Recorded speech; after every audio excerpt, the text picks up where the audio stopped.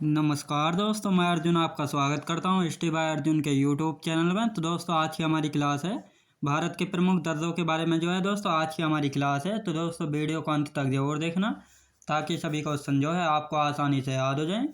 साथ ही दोस्तों अगर आप हमारे चैनल पर पहली बार आए हैं तो हमारे चैनल को भी सब्सक्राइब कर लीजिएगा, साथ ही बेल आइकन को प्रेस कर लीजिएगा ताकि हमारे आने वाले वीडियो का नोटिफिकेशन जो है आप तक पहुँचता रहे। तो चलिए दोस्तों वीडियो को स्टार्ट करते हैं।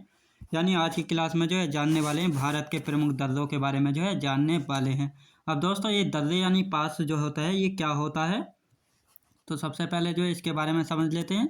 यानी पर्वतीय क्षेत्रों में जो है जाने वाले आवागमन के प्राकृतिक मार्ग को जो है दोस्तों दर्रा कहते हैं। यानी दोस्तों पर्वतीय क्षेत्रों में यानी दोस्तों ये जो है एक पर्वत है और ये बहुत ऊंचा पर्वत है, इसके बीच में जो है ये कोई रास्ता है और ये एक प्राकृतिक रास्ता है, इसके द्वारा जो है आवागमन का जो मार्ग अपनाया जाता है। तो इसी को जो है दोस्तों प्राकृतिक मार्ग यानी दर्रा यानी पासेज जो है इसको कहा जाता है। याद रखें दोस्तों। आप देखते हैं जम्मू कश्मीर के, यानी सबसे पहले देखेंगे जम्मू कश्मीर केंद्र शासित प्रदेश के कौन कौन से दर्रे जो हैं जम्मू कश्मीर में स्थित हैं।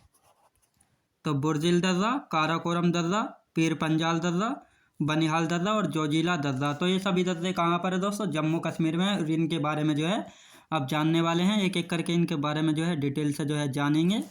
तो सबसे पहले देखेंगे दोस्तों बुर्जिल दर्रा। यानी बुर्जिल दर्रा जो है जास्का श्रेणी में आता है। दोस्तों मैंने आपको बताया था ट्रांस हिमालय में जो है 3 श्रेणियाँ आती हैं। पहली है दोस्तों काराकोरम, दूसरी है लद्दाख और तीसरी कौन सी है भारत में?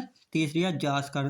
तो ये बुर्जिल दर्रा जो है इसी जास्कर श्रेणी में जो है पड़ता है और यह है जो है जम्मू कश्मीर के श्रीनगर को जो है गिलगित से जोड़ने का काम करता है। यानी दोस्तों गिलगित कहाँ पर है? तो पीओके में पड़ता है गिलगित, याद रखेंगे। तो ये जो है दोस्तों ये दर्रा जो है होता है एक स्थान से दूसरे स्थान को जो है कनेक्ट करने का काम जो है होता है। तो बुर्जिल दर्रा कहाँ से कहाँ तक जाता है दोस्तों? श्रीनगर से जो है गिलगित को जोड़ने का जो है काम करता है। अब देखते हैं दोस्तों काराकोरम दर्रा। दूसरा दर्रा कौन सा दोस्तों? दूसरा है काराकोरम दर्रा और यह है जो है दोस्तों काराकोरम श्रेणी में स्थित है, यानी लद्दाख में स्थित है। दोस्तों वर्तमान में जो है लद्दाख में स्थित है। पहले यानी लद्दाख और जम्मू कश्मीर एक थे, लेकिन अब जो है इनको अलग कर दिया गया, यानी 2 केंद्र शासित प्रदेश अलग अलग जो है बना दिए गए हैं। तो इस प्रकार जो है काराकोरम दर्रा जो है अब लद्दाख केंद्र शासित प्रदेश में जो है आता है, जो कि काराकोरम श्रेणी में है। अब भारत का सबसे ऊंचा दर्रा है दोस्तों, यदि पूछा जाए कि भारत का सबसे ऊंचा दर्रा है तो भारत का सबसे ऊंचा दर्रे की बात की जाए तो काराकोरम दर्रा है, जो कि काराकोरम श्रेणी में जो है स्थित है। अब इसकी ऊंचाई की बात की जाए दोस्तों, काराकोरम जो दर्रा है अगर इसकी ऊंचाई की बात की जाए तो 5540 मीटर जो है ऊंचा है काराकोरम दर्रा, याद रखेंगे। ये जो है दोस्तों चीन पाकिस्तान आर्थिक गलियारा इसी दर्रे से जो है होकर गुजरता है, याद रखें दोस्तों। जो चीन पाकिस्तान आर्थिक गलियारा है इसी दर्रे से होकर जो है गुजरता है, याद रखें दोस्तों। यानी कहाँ से होकर गुजरता है? तो काराकोरम दर्रे से होकर जो है चीन पाकिस्तान आर्थिक गलियारा जो है दोस्तों इसी दर्रे से होकर जो है गुजरता है। आप देखते हैं दोस्तों पीर पंजाल दर्रा, यानी पीर पंजाल जो दर्रा है ये कहाँ से होकर गुजरता है तो इसके बारे में देखेंगे। यानी पीर पंजाल दर्रा कहाँ पर है? तो पीर पंजाल श्रेणी में, याद रखें दोस्तों। यानी पीर पंजाल जो दर्रा है वह पीर पंजाल श्रेणी में स्थित है और यह जो है जम्मू को जो है श्रीनगर से जोड़ता है, याद रखें दोस्तों। जम्मू को जो है श्रीनगर से जोड़ने का काम करता है पीर पंजाल दर्रा, जो कि पीर पंजाल श्रेणी में स्थित है। बनिहाल दर्रे की बात की जाए तो ये भी जो है दोस्तों पीर पंजाल श्रेणी में है और ये भी जो है जम्मू को जो है श्रीनगर से जोड़ने का जो है काम करता है। और यहीं इसी दर्रे में जो है दोस्तों एक जवाहर सुरंग जो है इसी दर्रे में जो है बनी हुई है, याद रखेंगे। यानी जवाहर सुरंग किस दर्रे में बनी हुई है? तो बनिहाल दर्रे में बनी हुई है, जिसकी लंबाई 9.02 किलोमीटर जो है इसकी लंबाई है, याद रखेंगे। अब आता है दोस्तों 5वां दर्रा है जोजिला दर्रा। जोजिला दर्रा जो है यह लद्दाख श्रेणी में, याद रखें दोस्तों। कहाँ पर है? लद्दाख में और श्रीनगर को जो है लेह से जोड़ने का काम करता है। यानी जोजिला दर्रा कहाँ पर है?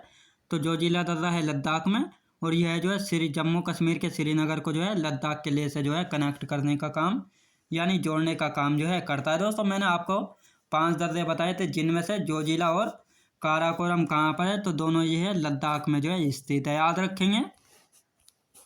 अब देखते हैं दोस्तों हिमाचल प्रदेश के, यानी हिमाचल प्रदेश में जो है कौन कौन से दर्रे स्थित है। यानी हिमाचल प्रदेश में कौन कौन से दर्रे स्थित हैं? पहला है दोस्तों बाड़ा लाचला दर्रा, कहाँ पर है? हिमाचल प्रदेश में जो है स्थित है। दूसरे की बात की जाए तो सीप किला दर्रा कहाँ पर है दोस्तों, ये भी अरुणाचल प्रदेश में है।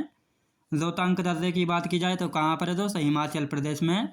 और यही सीप किला दर्रा है दोस्तों, जहाँ से जो है सतलुज नदी जो है भारत में प्रवेश करती है। याद रखें दोस्तों, यानी सतलुज नदी का उद्गम होता है तिब्बत के राक स्थल से, और जब ये भारत में प्रवेश करती है तो हिमाचल प्रदेश के सीप किला दर्रे से होकर जो है भारत में जो है प्रवेश करती है। याद रखेंगे।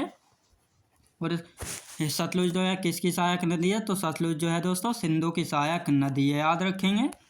बाड़ा लाचला दर्रा, बाड़ा लाचला दर्रा जास्का श्रेणी में स्थित है। याद रखें दोस्तों, बाड़ा लाचला दर्रा जो है जास्का श्रेणी में स्थित है, और यह जो है मनाली को जो है लेह से जोड़ने का काम करता है। यानी दोस्तों मनाली जो है हिमाचल प्रदेश में पड़ती है और लद्दाख में पड़ता है लेह, तो इन दोनों को जो है आपस में कनेक्ट करने का काम करती है।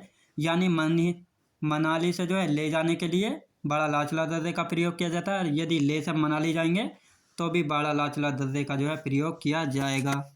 सीप किला दर्रा दोस्तों, सीप किला दर्रा कहाँ पर है, तो सीप किला दर्रा जो है जास्का श्रेणी में स्थित है। ये जो है शिमला को जो है तिब्बत से कनेक्ट करता है। याद रखें दोस्तों, शिमला को जो है तिब्बत से कनेक्ट करने का काम करता है सीप किला दर्रा, और साथ ही सतलुज नदी का प्रवेश द्वार है। याद रखें दोस्तों, साथ ही सतलुज नदी का जो है प्रवेश द्वार है।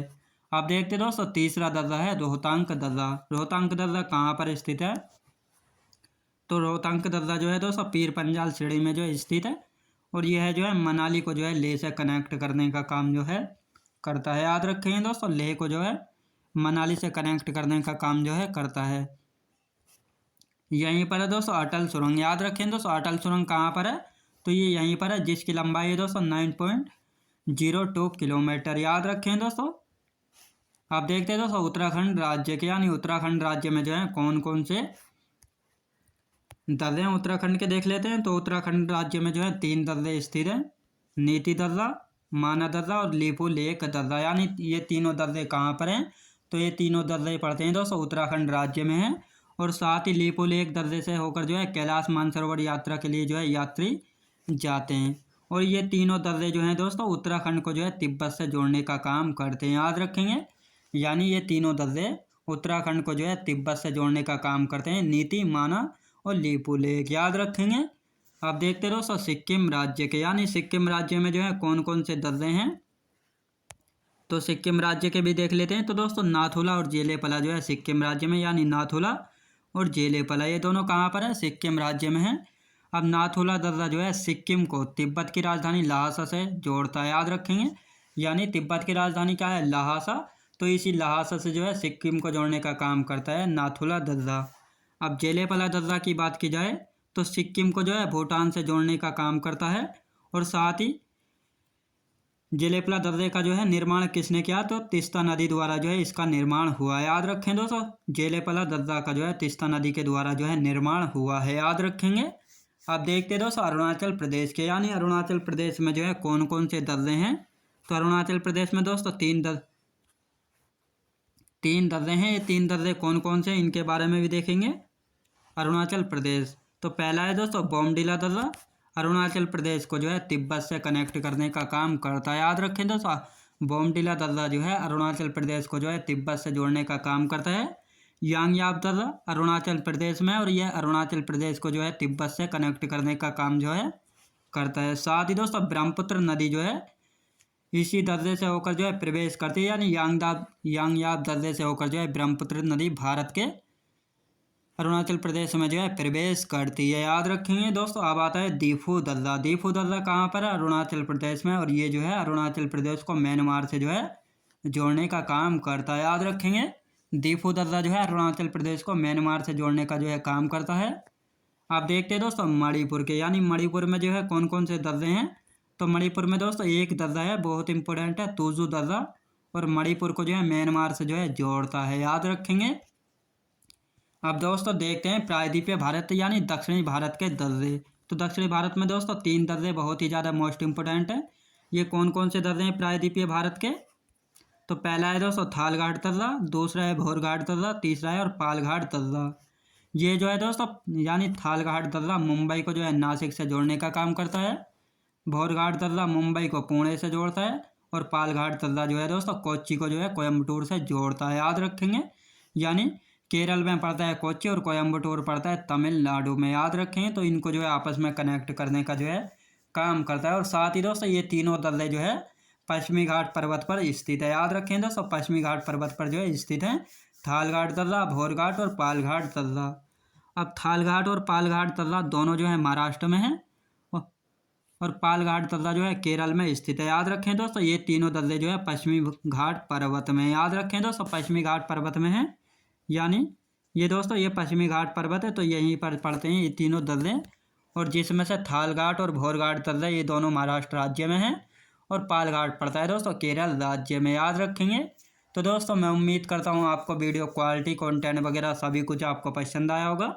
पसंद आया तो लाइक शेयर और सब्सक्राइब करना बिल्कुल भी ना भूलें। साथ ही दोस्तों अगर आप हमारे चैनल पर पहली बार आएँ तो हमारे चैनल को भी सब्सक्राइब कर लीजिएगा। साथ ही बेल आइकन को प्रेस कर लीजिएगा ताकि हमारे आने वाली वीडियो का नोटिफिकेशन जो है आप तक पहुंचता रहे। चलिए दोस्तों, मिलते हैं नेक्स्ट वीडियोज़ में।